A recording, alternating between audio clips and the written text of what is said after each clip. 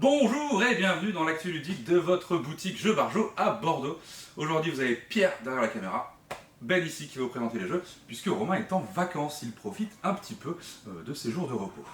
Alors, on va commencer ici par du coup ce qui est sorti cette semaine avec un truc qui est sorti la semaine dernière, je vous explique après. On commence par World Wonders Mundo, donc la petite extension pour le jeu World Wonders, pour ceux qui ont déjà joué. Donc jeu assez sympa, mais certains trouvaient que ça manquait un petit peu de merveilles justement. Bah là ils vous rajoutent 9 nouvelles merveilles, pas mal de nouvelles cartes qui vont avec ces merveilles, et un petit changement sur certaines règles que vous pouvez du coup moduler un peu votre jeu avec un truc en plus quoi. Voilà, donc si vous avez aimé World Wonders, n'hésitez pas, c'est vraiment très sympa l'extension en bonus. Hop. On va continuer dans les petites choses, on a Ouch ici. Ouch c'est un petit jeu d'ambiance avec une notion de prise de risque. Vous allez avoir devant vous des cartes qui représentent des cactus avec des petites, bon, vous voyez devant, très bien, des petites fleurs comme ça. Et à votre tour de jeu, bah, vous allez essayer de les récupérer pour gagner des points. Vous aurez des points par fleur que vous récupérez, mais attention, si le cactus a une, deux ou trois fleurs, ça va vous donner une indication. Pourquoi? Parce que moi, je vais attraper la carte comme ça, hop, sans regarder de l'autre côté ce que je fais, et il y aura marqué, ah, peut-être que je me suis piqué. Donc si je l'avais attrapé de ce côté-là, je me serais piqué, à ce moment-là, je perds la carte. Sachant que s'il y a trois fleurs, c'est qu'il y a trois côtés qui piquent. Donc je veux un peu décider qu'est-ce que je prends, qu'est-ce que je prends pas. Et puis derrière les cartes, vous allez avoir des fois des animaux qui seront du Phoenix et du Stop ou encore. Vous pouvez continuer à rejouer, mais attention, si vous perdez toutes les cartes que vous avez accumulées ce tour-ci. Vous allez avoir le serpent qui va permettre de récupérer la prochaine carte qu'une personne perd, etc., etc. Donc vraiment tout con, tout fun, petit jeu d'apéro, assez sympa.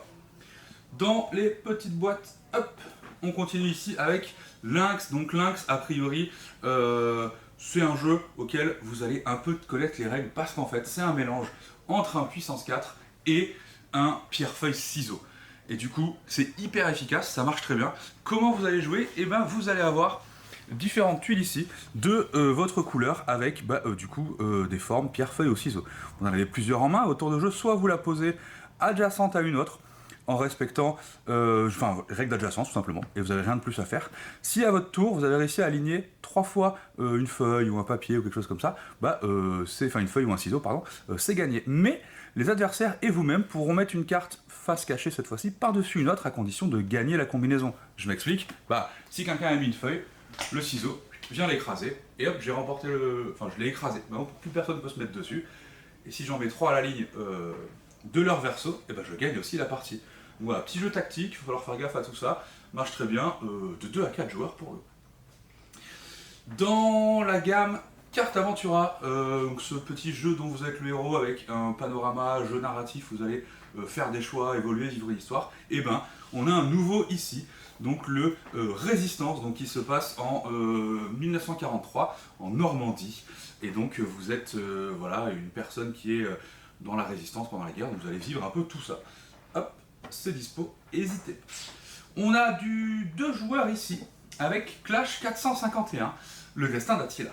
Du coup, c'est un jeu d'affrontement basé sur une guerre en 451 qui a vraiment eu lieu, principalement autour de l'Europe. L'idée, c'est que chacun des joueurs va avoir des cartes qui représentent les différents peuples. Vous avez vraiment chacun à son deck, mais même si les peuples, pour l'histoire, sont différents, les valeurs sont les mêmes et c'est ça qui va importer dans le jeu. Vous allez avoir différents lieux, un peu comme Shoten Toten pour ceux qui connaissent. On a 9 lieux sur lesquels on va s'affronter, sachant qu'il y en a 21 dans la boîte, donc ça va vous renouveler pas mal les choses qui peuvent se passer. À mon tour de jeu, j'ai 3 cartes en main, l'adversaire aussi, je vais choisir dans quel ordre je les positionne. Quand on a tous les deux fait pareil, on révèle notre première, on va regarder les valeurs. Si jamais il y a une égalité de valeurs, les 2 cartes sont défaussées, il ne se passe rien. Si jamais c'est pas le cas, la valeur la plus grande va jouer en premier. Je me place dans l'un des lieux pour prendre position avec mes armées. Mon adversaire, du coup, se mettra dans un des autres lieux aussi. Attention, on ne peut pas se mettre au début dans le même lieu. On fait ça pour la deuxième carte, et il y aura une phase où on pourra déplacer nos armées. Nos armées vont aller dans les villes voisines, ou si c'était une ville avec un port, comme Bordeaux, puisqu'il y a Bordeaux, hop, je peux aller dans une autre ville avec un port, imaginons Londres. Et à ce moment-là, potentiellement, je vais créer un duel. Là, ma troisième carte est révélée, et on va pouvoir l'ajouter à des lieux où il y a déjà des combattants adverses, à ce moment-là. Et du coup, on va comparer les forces de chacun.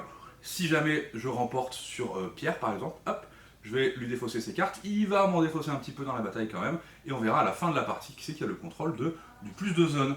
Voilà, et du coup, parmi les cartes que vous allez jouer, vous avez juste des cartes armées avec des valeurs, et vous avez des cartes avec des rois ou des reines importantes qui, elles, ont des petites valeurs mais ont des effets immédiats, etc. etc. Donc vous verrez, vous avez plein de choses dans la gamme de joueurs, c'est très sympathique. On va enchaîner sur le petit littoral ici, donc petit jeu de plage, hein, on peut dire, la thématique est tout à fait adaptée, ainsi que le matériel. Vous avez un jeu dans lequel vous allez faire ce qu'on appelle du stop ou encore, c'est-à-dire que vous avez à l'intérieur de ce petit sac plein de jetons en bois, avec plein de choses différentes issues de la mer.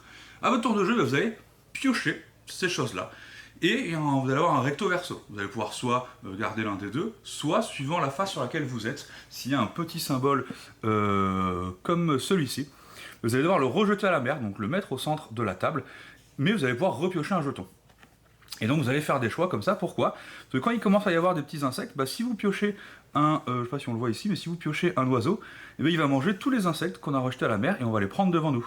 Si vous récupérez je sais plus ce que c'est, qui vont pouvoir récupérer les crabes, ou certaines choses qui vont pouvoir récupérer, pendant les cartes marée à la fin du tour, celui qui en a le plus récupère tout ce qui restait à la mer, des choses comme ça. Vous allez pouvoir ramasser plein de petits trucs en fonction de ce que vous faites, ou rejouer, donc il y a un petit côté stop ou encore, je tente ma chance. Et à la fin de la partie, c'est très simple, on va empiler tous les jetons qu'on a, et on va comparer qui c'est qu'on a récupéré le plus, c'est lui qui gagne. Donc vraiment un jeu hyper efficace, le matos est super cool, donc ça se trimballe partout. Voilà, c'est dispo, on y va. Ensuite on passe là sur des plus gros jeux pour le coup, hop, la sortie de la semaine, Evenfall ici. Ça c'est un jeu que j'ai très envie de tester pour le coup, il a l'air vraiment très sympathique. On incarne des clans de sorcières, et donc on va essayer de voir qui d'entre nous sera le prochain successeur à la tête du lieu, enfin de l'imaginaire du monde dans lequel on se trouve. Comment ça va jouer? Ça va être un petit jeu un gros jeu de combos de cartes et de création de tableaux, comme on appelle ça. Il va y avoir plusieurs lieux sur lesquels vous allez pouvoir faire des actions, récupérer des choses. Chaque joueur aura son clan ici. À mon tour de jeu, donc c'est 3 manches, chaque manche va être divisée en 4 actions. La première, on va pouvoir récupérer des ressources, hein, c'est un peu une phase de récolte. Hein. La deuxième, on va pouvoir faire différentes actions. Parmi les actions, la principale, ça va être de jouer des cartes. Vous allez avoir des cartes ici, ou des cartes personnages comme ceci. Vous allez pouvoir, du coup, chez vous, en gros, explorer et y placer des cartes lieux à droite de votre plateau. Pardon, je me perds, c'est... je sais plus où c'est, mais c'est par là. Vous allez pouvoir aussi, sur ces lieux, effectuer des rituels. Parce qu'on est des sorcières, et ces rituels, ça va être des cartes qu'on va poser par-dessus un lieu qu'on a déjà exploré, qui nous donnera soit des effets permanents, soit des scorings, soit des points, des nouvelles actions qu'on pourra débloquer au fur et à mesure. Vous allez aussi pouvoir recruter des personnages de votre clan, que vous allez mettre soit à gauche, soit que vous allez glisser en dessous pour qu'ils deviennent un peu des elders, des anciens du clan qui sont un peu plus puissants, mais on n'aura pas les mêmes effets. Chaque fois que vous jouez une carte, bien sûr, vous allez devoir payer son coût qui est indiqué ici en ressources. Vous allez aussi avoir une action récolte sur tous les lieux que j'ai explorés autour de mon clan. Je vais pouvoir y aller pour récolter des choses. On pourra aussi fabriquer des petites potions ou des petites faux pour mieux récolter ou gagner plus de points de victoire, etc.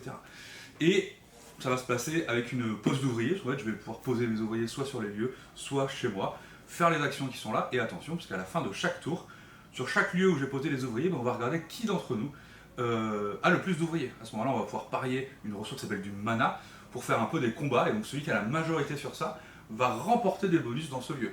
Et donc chaque tour, il y aura aussi une notion de majorité, de ressources à dépenser ou pas, parce que ce mana, si vous le dépensez pour le premier lieu, vous en avez potentiellement plus pour le deuxième lieu.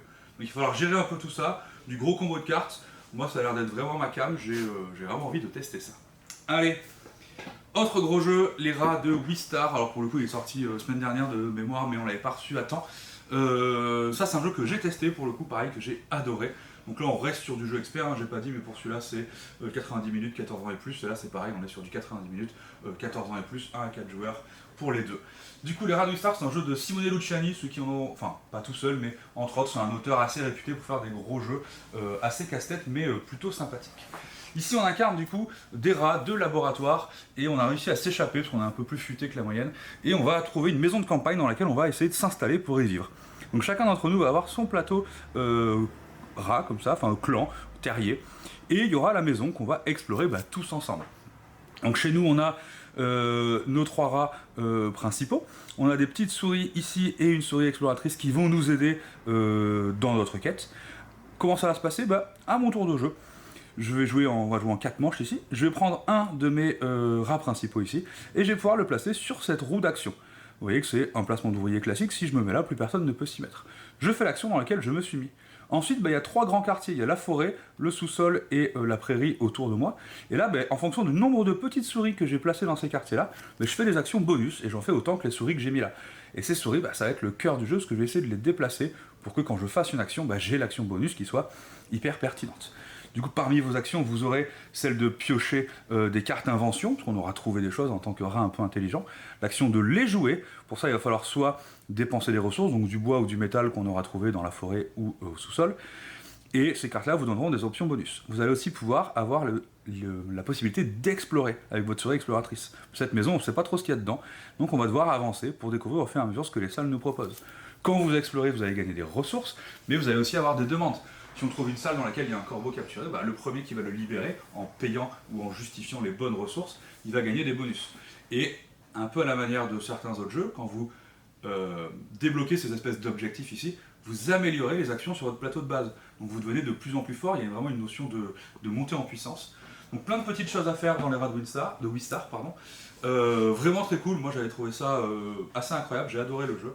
Donc voilà, n'hésitez pas si vous aimez les jeux dans cette catégorie, on y va. En dernier, petite sortie de la semaine pour ceux qui suivent les jeux de cartes à collectionner, les boosters Part the Mistveil de Flesh and Blood.